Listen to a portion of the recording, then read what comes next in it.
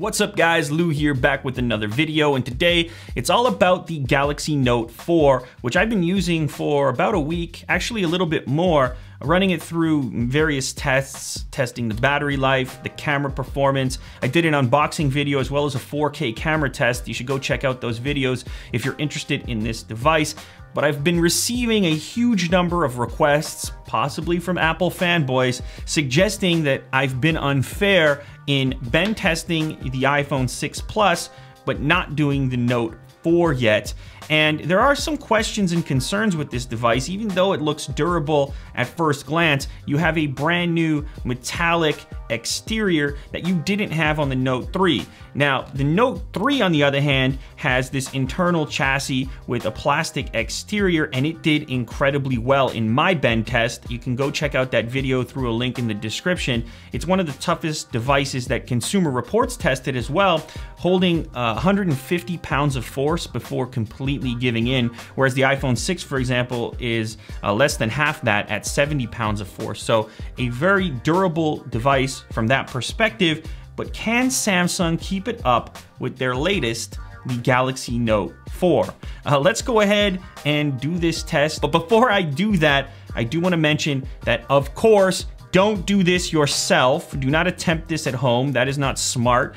And on top of that, this is by no means the critical test to determine a phone's durability. It is a benchmark. It's just showing you that under the force of my hands, these things are capable of bending or not. And for the people who are gonna go crazy suggesting that all phones will bend, that is also not the case. I have another link in the description to a much larger selection of devices that were all bent in one video, or attempted to be bent. So yes, there's a benchmark. It's up here. The Note 3 is at the top of it with 150 pounds of force. And let's find out where the new Note 4 fits into that scale through, once again, the power, the pressure of these hands right here.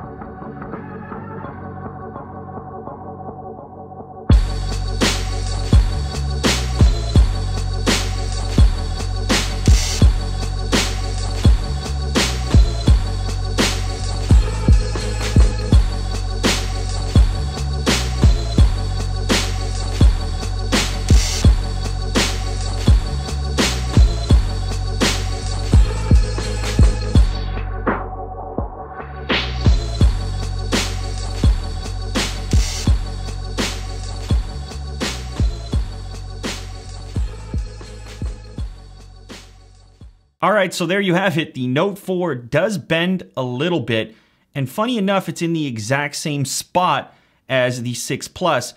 It's nowhere near as severe. I just have a tiny little warp here, and I had to put a lot of pressure into it to achieve that, but still, at that same amount of pressure, the Note 3 was completely fine. Now, this tiny little warp might be able to be fixed just by bending it back. Let me go ahead and try that right now. Do it live. So yeah, you can basically bend it back, I think, yeah. So there you go. I guess in this particular case, whatever material they're using is a little bit more robust, or maybe it's an internal frame holding it together, could be the battery. It will bend, but not nearly as severely as the 6 Plus. So can you bend any phone? Yes, of course. At a certain amount of pressure, every phone will bend. The question here is how easily and how often, and of course time will tell as people use these devices for more extended periods. The purpose of these tests for all of you haters is to put these phones in an extreme condition. For obvious reasons, I can't test these things for 6 months and then tell you what happened in my pocket. All I can do is apply the force with the tools that I have available to me to give you potentially some insight into what it takes to achieve a bend in any of these phones. And as you've seen in my previous bend test, which will be linked down in the description, each phone performs differently, and that's the key characteristic. I am really sick of these reports coming out saying, of course, you idiot, why are you bending phones? That's not really the conversation here. The conversation here is, why are other devices engineered engineered to a specification higher than others. Why? Why do that? If no phones ever bend, why can the Note 3 withstand 150 pounds of force, whereas other devices are less than half that? Oh, let me guess, they just had extra money to invest in durability? No, because everybody's perception of what a durable phone is different. And some manufacturers have a specification here, others have it here. And as we continue to miniaturize our devices, we're going to take hits on durability. So as mentioned before, these bend tests are not the be-all and end-all of durability testing on a phone. They are the far end of the spectrum, the extreme case.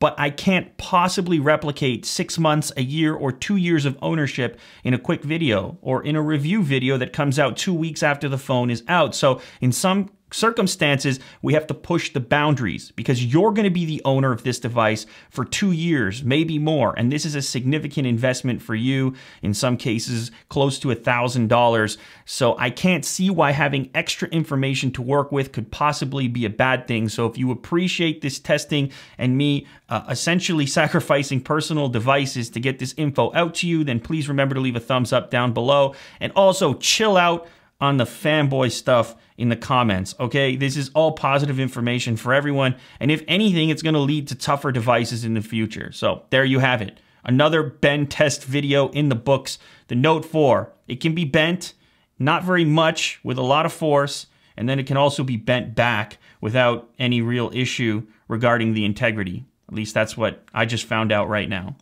All right, guys, that wraps this up. Catch you on the next episode.